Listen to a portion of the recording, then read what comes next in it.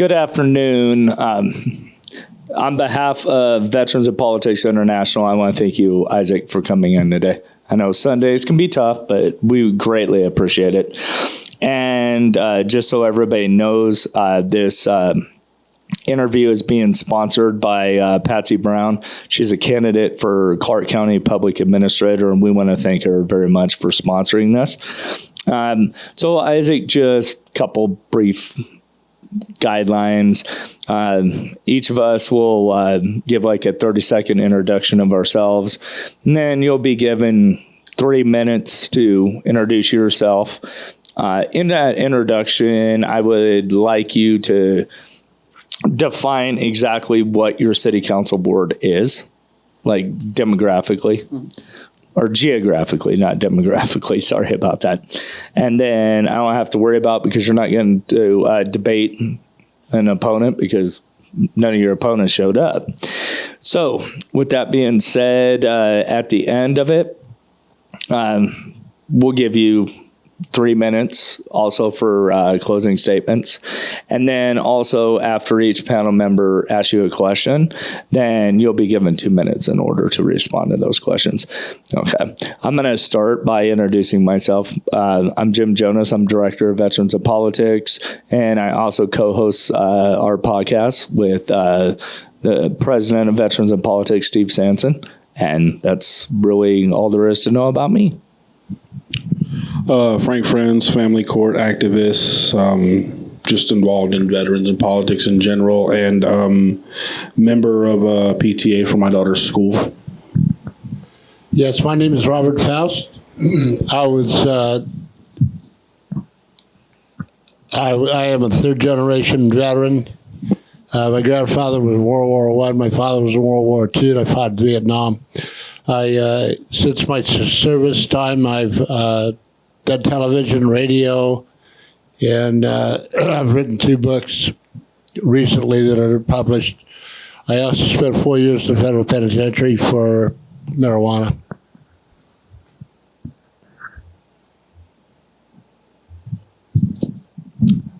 Okay, Isaac, go ahead with your opening statement, please. Okay, and can you guys hear me okay, or should I lift the thing up here? Without it? Or with it? Okay, with it. Well, thank you very much for having me, gentlemen. It's an honor to be here. You do need to turn it on, though, Isaac, I think. Is it on? Okay. Yeah, it's on. Okay, well, anyhow, again, introduce myself to begin with. It's a pleasure. It's an honor to be here with our friends and veterans in politics. I've been the elected councilman in the city of Las Vegas for Ward 1 since 2013. Being a councilman is my second job. My first job is I've been a career high school teacher at Rancho High School. Did my 27th year. I've been there for quite a long time. And as for a little bit about myself, I myself tried to get into the Navy. Couldn't happen. I'm considered to be severely handicapped with arthritis, but both of my brothers were career Army. Grandpa was actually a World War II vet. Pearl Harbor, the naval battle of Guadalcanal, and a couple other encounters after that. And he's buried over at the over in Boulder City and the Veterans Memorial Cemetery. For myself, a little bit of demographics and geographics, right? I represent Ward 1, which is the classic downtown area, the older part of North Las Vegas, centered right around just north of Owens, and I spread all the way up and along and to the east side of Losee Avenue, Losee Road, and up and around the mountain. And as for demographics, my ward is probably about 65% Latino, about 15% Black, and then, well, all the rest. I myself have been a lifelong resident of Ward 1. Lived there on Donna Street in Cary. For those of you who watch this, know what the heck that means. Growing up on Donna Street in Cary, Jim Bridger. I graduated from Rancho High School, CSN, UNLV, and it seemed like every time I tried to get out, they pull me back in. And got elected in 2013 when the city was probably right about ready to be, it was at the lowest level. It was tied with San Bernardino with the most home foreclosures in the country, not a very good thing. We were at the precipice of financial disaster, but with a lot of hard work, with some good decisions and a lot of teamwork, including with our friends, public and private, we pull that baby out. And I think we're primed well into the next couple decades. Let the questions begin. Well, it's interesting that you say you're a teacher at Rancho. Mm-hmm. I went to Rancho. What year did you graduate? I didn't graduate Rancho. I got kicked out. Well, it's okay. Had I been there, had you been one of my students, I would have advocated for you too. I lived off of 2303 Stanley. Oh, I live at 2604 Stanley, even right now. There we go. We're neighbors. All right. Well, used to be for sure. So with your demographic over there and everything that's over there, if you stay because you're currently the city council ward number one, what are you going to do to improve that area, get rid of a lot of that traffic and construction that's right there that stops some of those businesses from getting more traffic that they could get and more businesses, and just help improve that area overall? What are some of your plans to implement in your area? Well, I don't know. I guess you haven't been around lately. It's night and day there, especially in the downtown area. The big thing is we've totally changed the way we've done business in the city of North Las Vegas. Before I got elected and then soon after, we went around and found out, what was it that the businesses, small and large, needed. And well, what they needed was a streamlined business licensing program, which we did. There is no place in the valley that you can open up a business from planning to application to getting, if you need to, shovels in the dirt, and get it up and running faster than in North Las Vegas. We have things like innovative programs, like like for instance, we have a self-certification program for people who are doing building inspections. Right, you can get self-certified to where you certify, and then we just verify it later on. We pioneered the idea of doing these appointments where you have virtual inspections. So, if you have your smartphone, the inspector's with you at a certain time, so you don't have to be waiting all day. We pioneered that in North Las Vegas. We have an expedited plans checking. By the way, that one was mine. The expedited plans checking, that one's mine, where you do pay a little bit extra, but people are happy to pay just a little bit extra to make sure that their plans are done on time, because from the time that a business gets out a loan to start their project, from that point on, they're already being charged interest. They pay a little bit extra. They save money on the interest they pay, being able to get started on time. For small businesses, a few years ago, I actually started something called the North Las Vegas Small Business Academy. And it was intended to teach people how to get started, in businesses, because a lot of people just didn't know the process of going to get your business license, how to find loans, what were all the different ordinances. So I encapsulated that in one program. We had a few academies go by. And I'm very happy to say that other people in the city agree with me. And now we have a small business department where we actually have an incubator to help people right there at City Hall to come in and get everything they need, including loans, grants that they can apply for. It's a one-stop shop to get people up and out. And that one's intended specifically for small businesses. And of course, I'm very happy to say that some of the small businessmen that came, some of them were women, some were Latinos, some were Latino women, and some are veterans. So, and including a few of my ex-students, right? The last thing, we've had a renaissance that we've already started in the downtown North Las Vegas. Part of it was, we brought in a nice anchor with Maya Cinemas, which is a Latino civil rights owner, a guy named Montezuma Esparza, who brought an $80 million project to the center part of North Las Vegas. That's kind of like our centerpiece in Maya Cinemas. But we also have things like a school. It's a beauty school, Expertise Cosmetology, a Black woman-owned business. She's on one side. Then we have a fantastic school, Cristo Rey, on the other side, providing services for youth. And we're about to have some really big announcements in the next few months that'll show us how you're getting.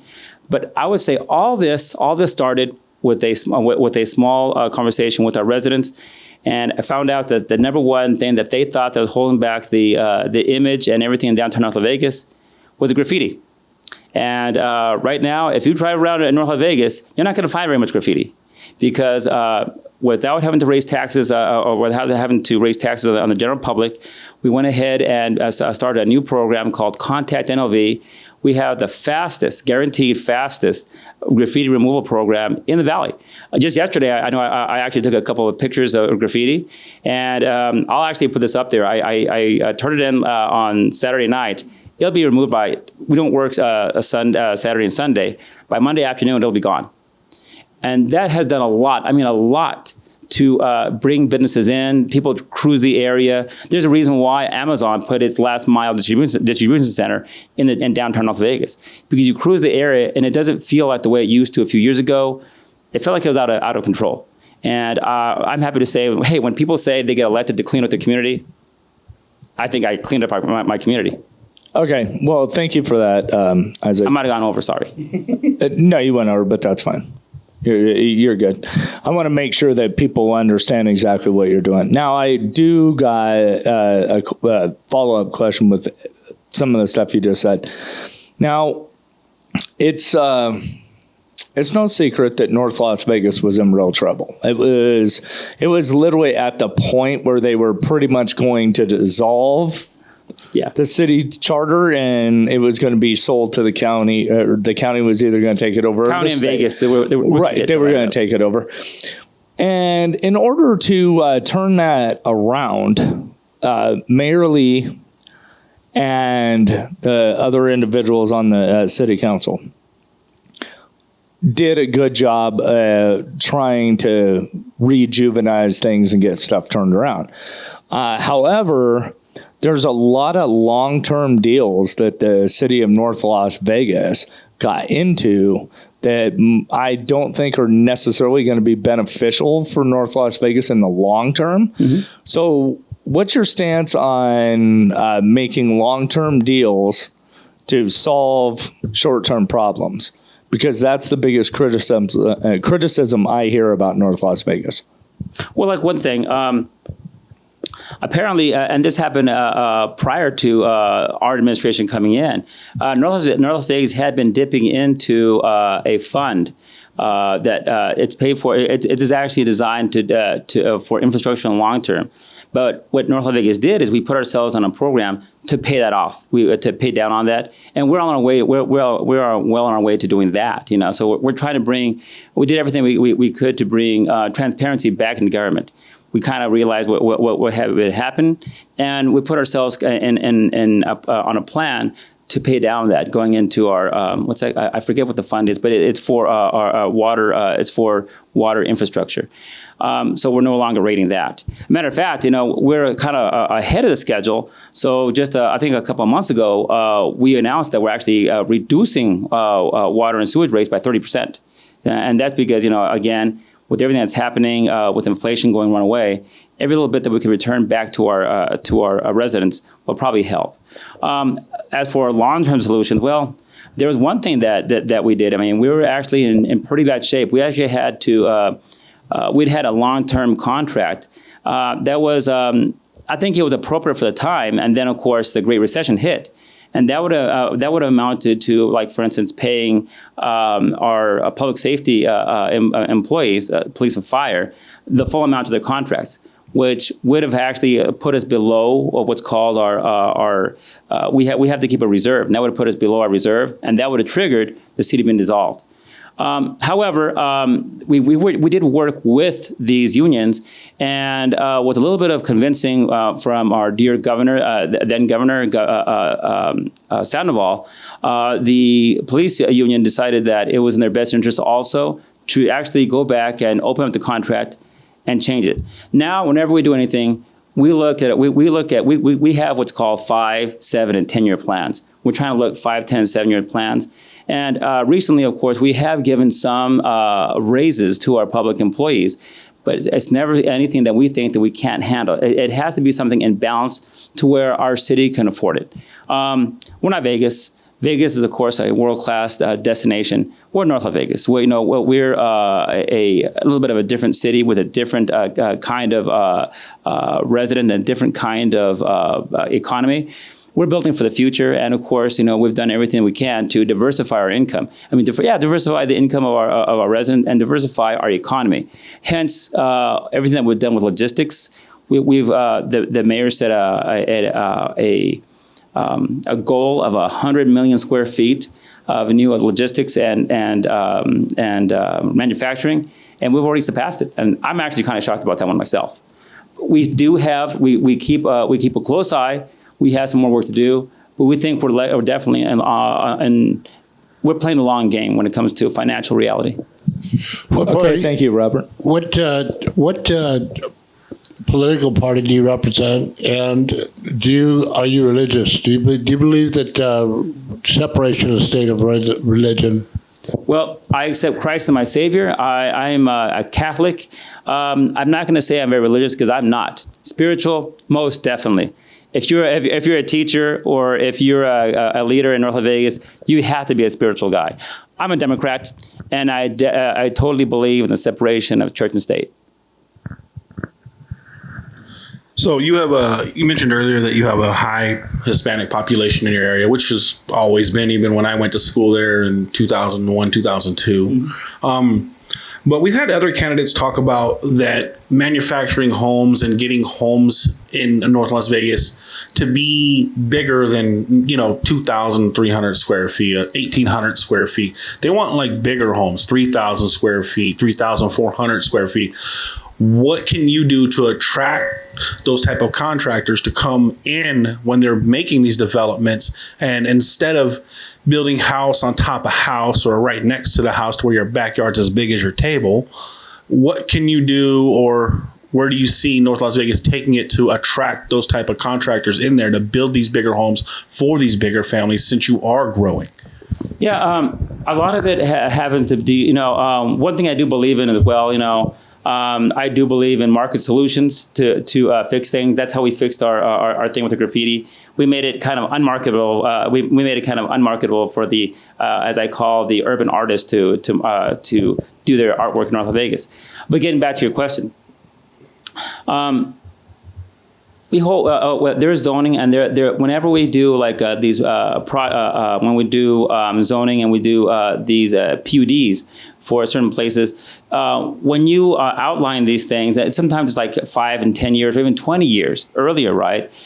You have to try to hold the developers who purchase these things. You have to try to keep them accountable to these things, because you'll have, just because you have one owner who has like, say, for instance, a lot that's designated for high density housing, apartments, right? They might down the line, they might want to change, of course, that zoning to something else. Or we might have an owner who has like an industrial zoned piece. They might want to put high density housing there. What you need to do is always take each and every piece and hold it against where do you want to see your community 10 years down the line. There was one development that there's actually, for instance, a neighborhood commercial piece that's in North Las Vegas, kind of close to Tropical and Pecos, and the guy who owned it wanted to transform it into residential small lots. Now, the problem with that is we have neighbors who, of course, they're not in small lots next door. They actually have pretty substantial investments for their homes next door, and they weren't happy with that. And justifiably so, they showed up to the meetings, and they let themselves be known.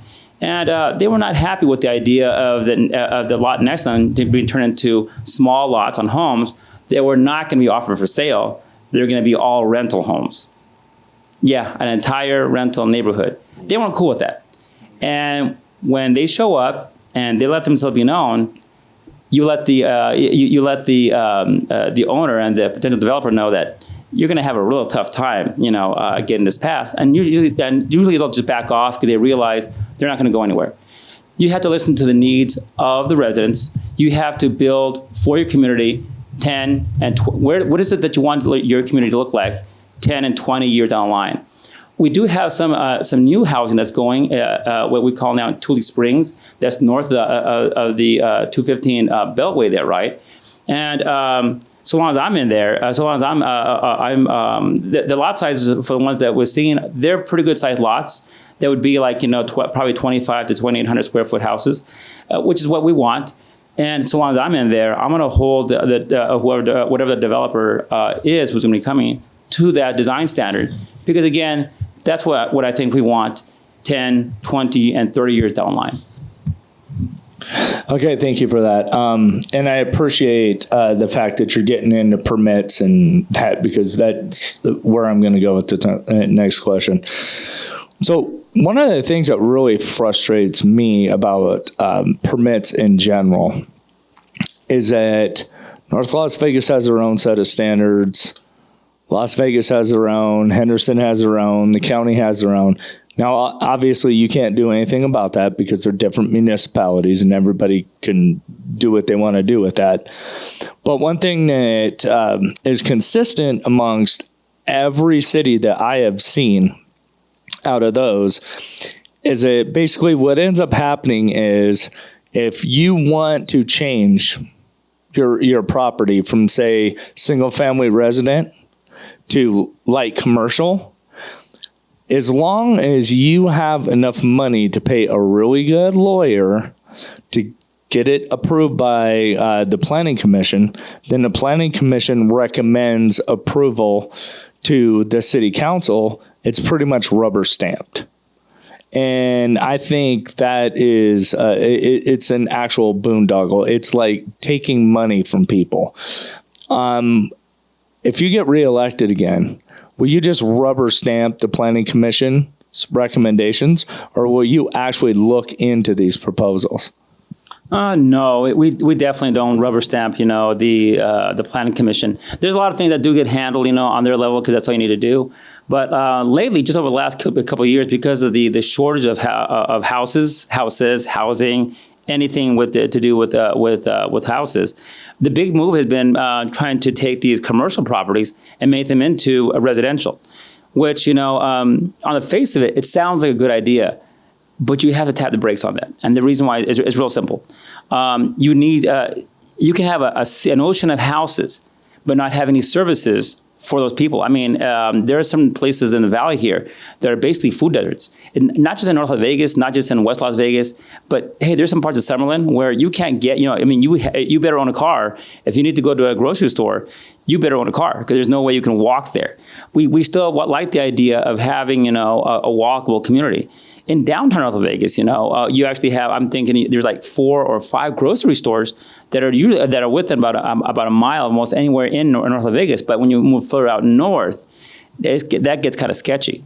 And so we have to kind of, again, hold a line on some of the commercial. And like I said, I wouldn't call it a rubber stamp, but I know just going forward, the next, I guess the rest of this year, and if I get reelected the next 4 years, I'm going to be extremely strict when it comes to the looking at changing any commercial. And I get it. We have an entirely new dynamic, a new economy where you don't see as many of the big, the large retailers with the large anchor. There's a lot of strip malls that are still not 100%, filled.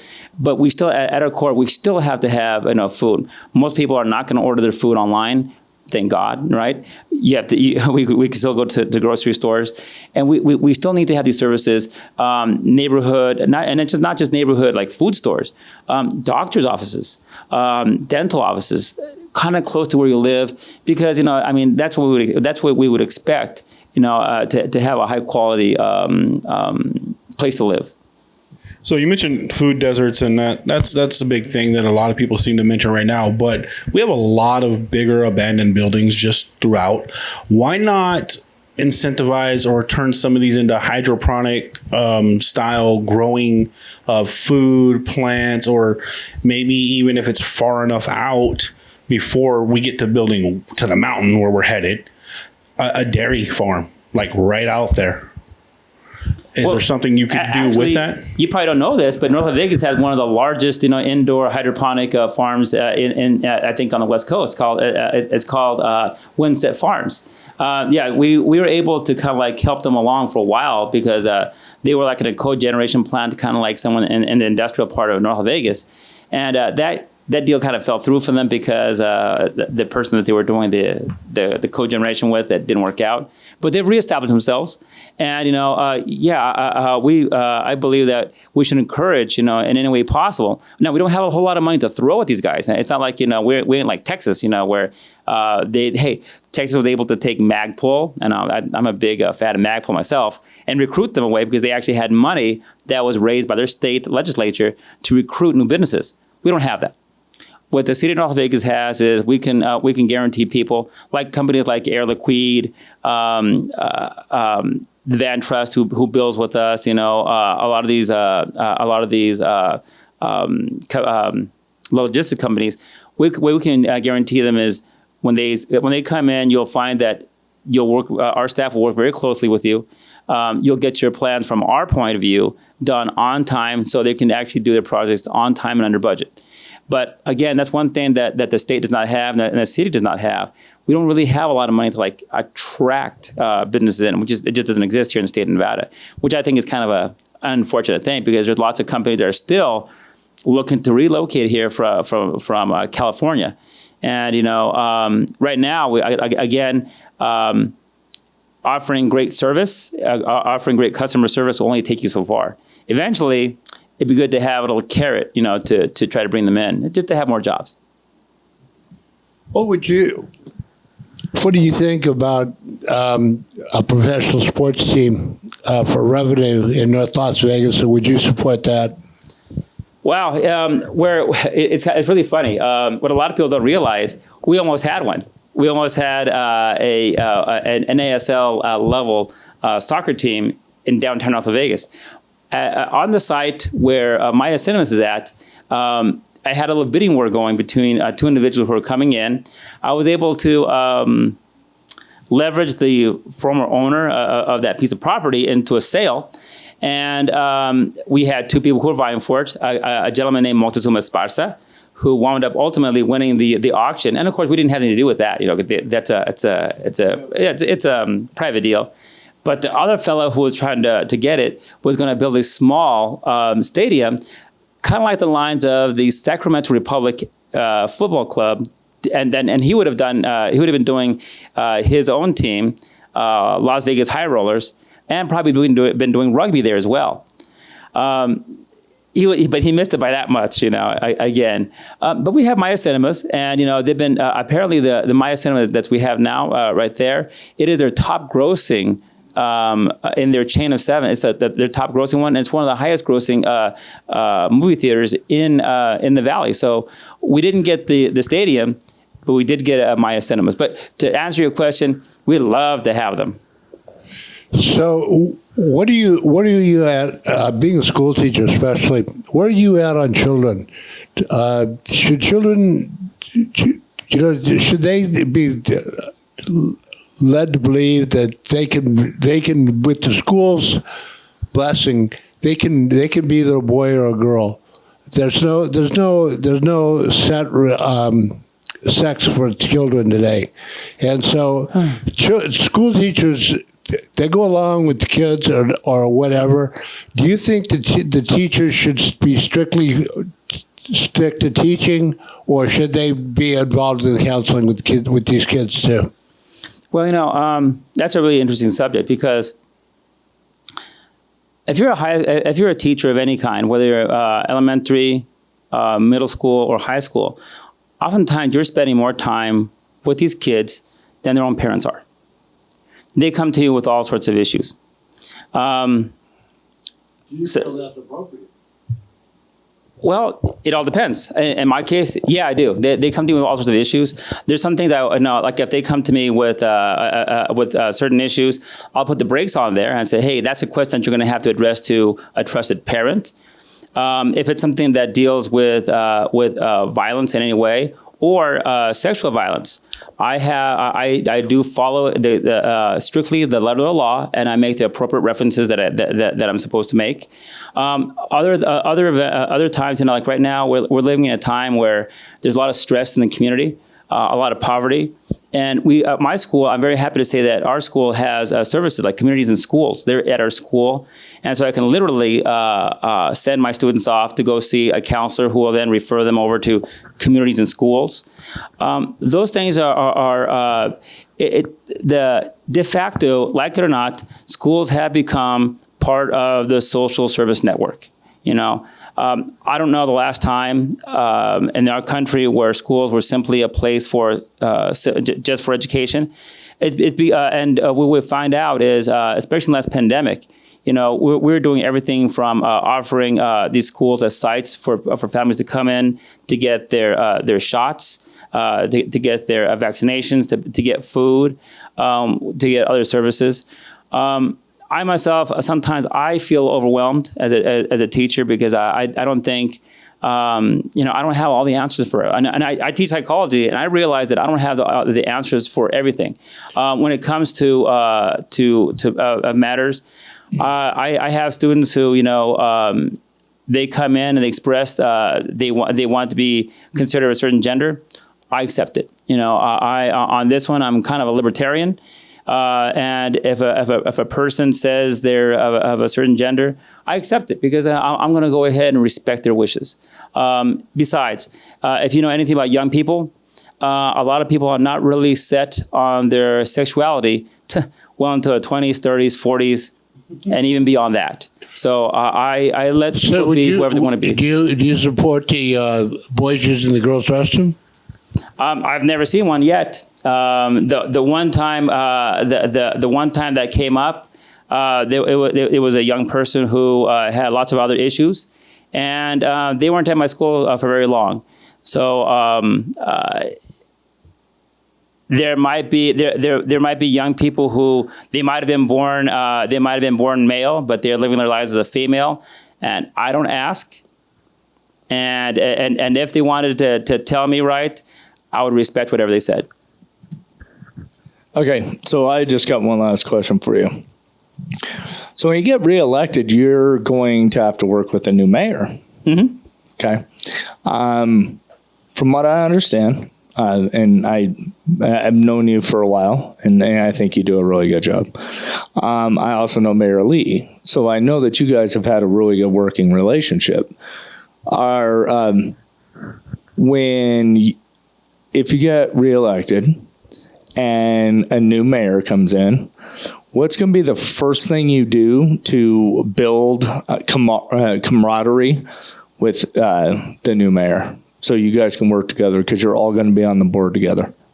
First thing I'll do is I'll probably invite them to a movie at Maya Cinemas. When they'll go there, they're going to find, you know, that we'll actually get some real food there. They're going to find that several of the students, several of the young people who work there, they're probably my students at Rancho High School, or they're going to CSN. And after the movie, I'll sit down and say, you know, Mayor, this building here exists as a dream that a young person, an entrepreneur, is able to come out and using the American system that we have, they were able to build a reality, an entrepreneurial reality. And this reality allowed this person to offer back to the community, to this community, and it specifically came to our community, kind of a lower income Latino community. So these young people could have jobs to help their families, so they could go ahead and go to school with their future. This is the future of North Las Vegas, along with a couple other projects, and that is my number one priority for the downtown. I don't know what the previous city council, I don't know what the hell they were doing. But they sure as hell were not taking care of my downtown. And if it sounds like it kind of furious, I am. Because in the 90s and the early 2000s, when North Las Vegas was the fastest growing community, not just in the state, but on the West Coast, they kind of forgot about the downtown area. In the same way that Las Vegas forgot about its downtown area. And they're only just now coming back, and we're just now only coming back. And for me, my top priority will be 100% the downtown area of North Las Vegas. Of course, you know, my residents in the northern part of my ward, they have priorities too. They want to see the sawtooths taken care of. They're concerned about parking in their area. They want to make sure they have access, and they want to make sure that their American dream their investment in their homes are protected. So that's 1 and 1A for me. And I'm going to be doing that not because I feel like I'm going to someday I'm not going to run for governor. I'm not going to run for Congress. Okay, I did run for commission, but that's because it's a local deal. I'm rooted right here in my community. I'm not going anywhere. And anything that I do will be to better my community, bar none. First, last, and forever. I like the fact that you speak about opportunity and things like that. One of the greatest opportunities you can give young minds is future career paths or skill sets in career paths, so that they're always hireable, which means they're always able to work. They're always able to provide for their family. One thing I think we don't really do here is in school, take out of the stuff that's not necessary. And you've taught for a long time, you know there's stuff that's taught that's not necessary, and it's a waste of your time and your students' expansion.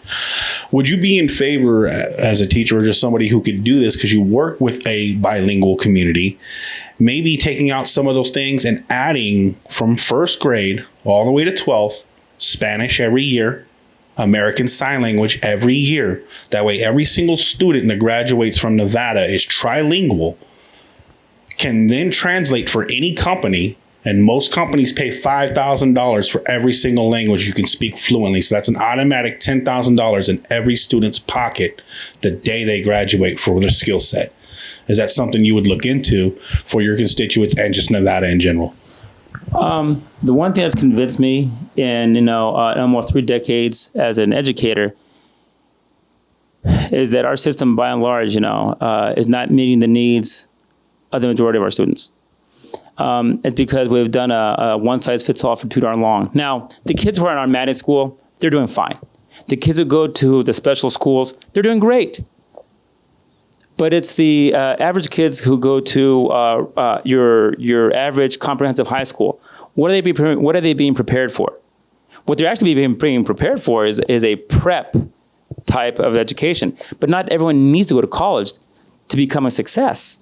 Hey, we need electricians, and we're going to need electricians in the future. We need plumbers. We need nurses. You don't need to have a 4-year degree to have all that stuff. What I never had thought, I'll be honest, I never really thought about the American Sign Language as being one of the languages, even though, curiously enough, Rancho High School has a population of deaf students, and so I actually have a teacher who comes in with a couple of students in one of my classes. But yeah, what I think, what I'm going to be pushing for is for schools that actually meet the needs of North Las Vegas. Some of them are charter schools, and I know that may not be, how should I say, in vogue with certain political types. But I've seen charter schools that are very good at switching and doing things for the needs of their community.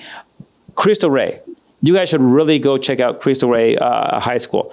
It's a private Catholic school, and I want people to think private Catholic school. You mean like Gorman? Yes, and not like Gorman at all. You see, if your kid was going to Cristo Rey, and let's say he had expressed interest that someday he's going to be a lawyer, they'll accept him at Cristo Rey. And he spends part of the day at Cristo Rey doing his, school stuff. The other half, he has a job at one of the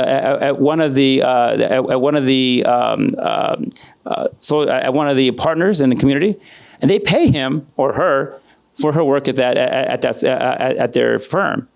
But the money goes not to them; it goes straight to the school. These kids get to pay 100% for their tuition. That is, that for me, that is a very North Las Vegas thing. Hey, no one ever gave me anything. My mom and dad gave me life. They gave me clothes on my back, roof over my head. Everything else I have, I've had to work my ass off to get. And these kids are being taught the value of working your ass off. Being literally, hey, you can take a few days off of school, but you're going to lose that job, and you're not going to be at that school no more. That is definitely teaching what sometimes we're not seeing. And that model is what I want to see for the rest of the schools of North Las Vegas. And, the mayor did have if you went to our State of the City here the other day, the mayor did have an interesting thing that he talked about, right? Which I think we should explore more. The state of Nevada has already passed legislation to make the school district more responsive and make it more accountable to the needs of the cities. And I plan to make the Clark County School District much more accountable. Okay, thanks. Thank you, Isaac. Frank has one more question. Yeah. And then Robert, if you got, okay. And so Frank will ask one more question, and then we'll go ahead and give you your final 2 minutes. Okay. So you talked about different businesses and who the city partners with, and you got go-to names, like we contract with these people, you know what I mean, and they contract with the city. Would you also be open to say every 10th contract that the city has is automatically given to a smaller business that's local, like I'm not saying a mom and pop shop or something that can't handle it, but something that's not the normal, we're going to give them the contract because they're always who does our work, but something that's like up the street, maybe an AC place or an electrician place, you know what I mean? You contract those two to do the work instead of the company you normally do. But like just 1 out of every 10 to give them an opportunity to not only build the communities they're in, but now they get to put their name on something and maybe that business grows inside the community. Well, that's kind of like the business. That's kind of like the idea behind our small business connector. Once we get like people coming in and actually opening up their small businesses, we're kind of hoping that we're going to teach them how they can actually compete to get some of these smaller contracts, because of course, not all the contracts are big contracts that we get out. Like for instance, there might be a contract to renovate the kitchen at one of our fire stations. Okay, and of course, we would like our new business that starts in Las Vegas to be able to compete for those. So can we actually designate one and just say every 10th will be?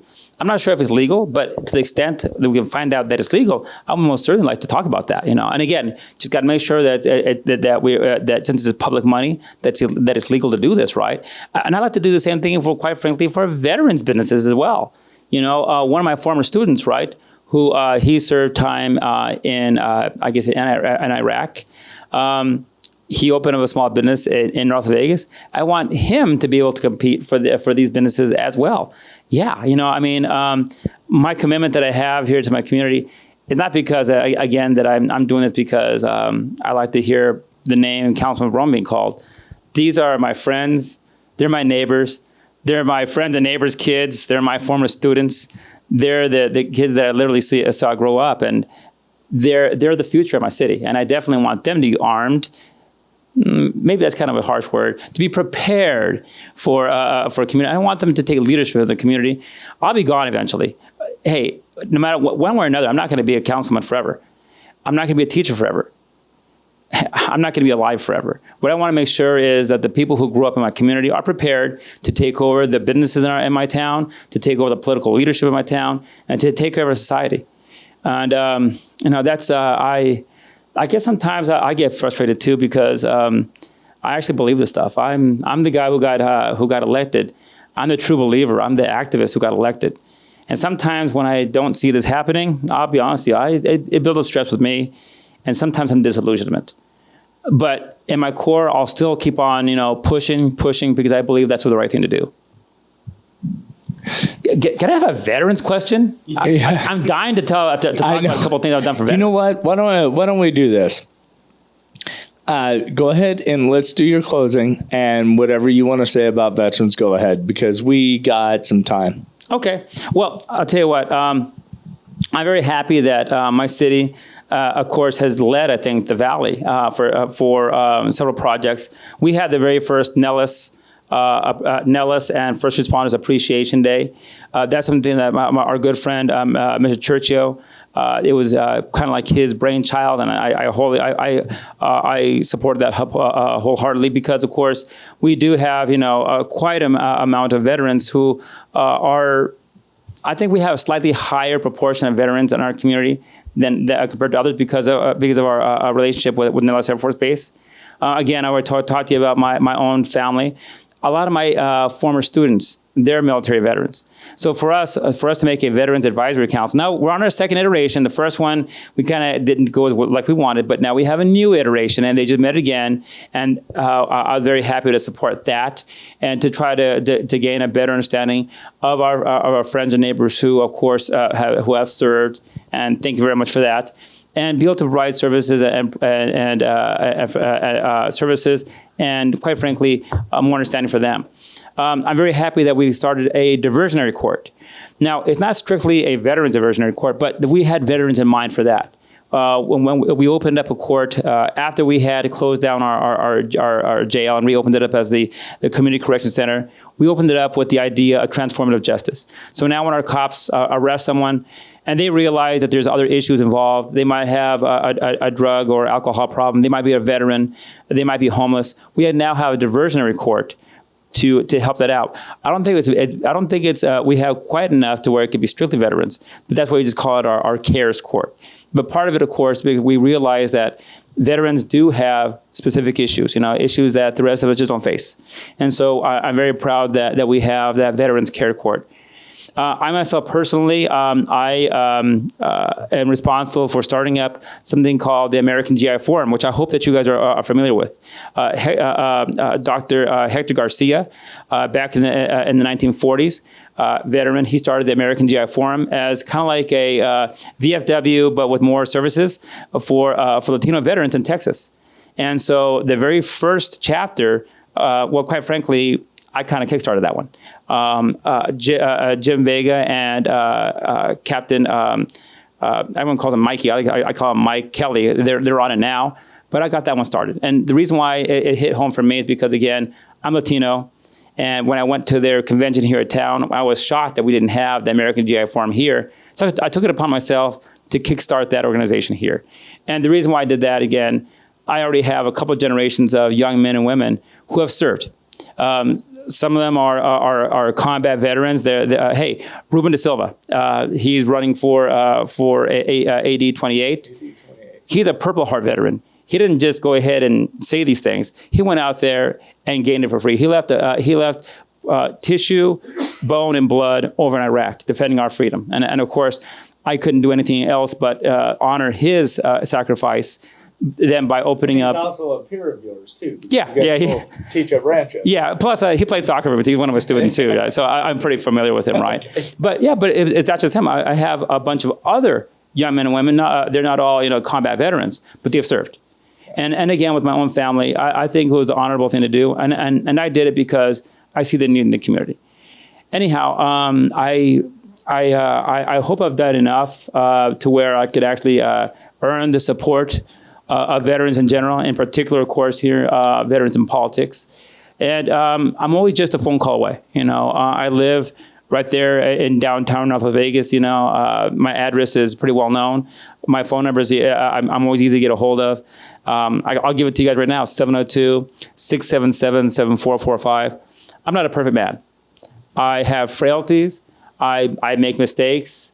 I have every quality as a human, positive and negative, that everybody else has. But I do listen. And the one thing that I hope you'll find is I'm still very malleable. I might be 52 years old. I'm an old man when it comes to education, but I'm still malleable. And when it says there that I'm your voice, no, it doesn't say there. Yeah, here's our neighborhood, your voice. I believe that wholeheartedly, and I hope that the voters agree. Well, thank you very much, Mr. Barron. I appreciate you very much again for coming in on Sunday. Oh, that's my pleasure. It means a lot to us. So with that, we're going to go ahead and close this endorsement interview for North Las Vegas City Council Ward 1. Thank you. Thank you very much.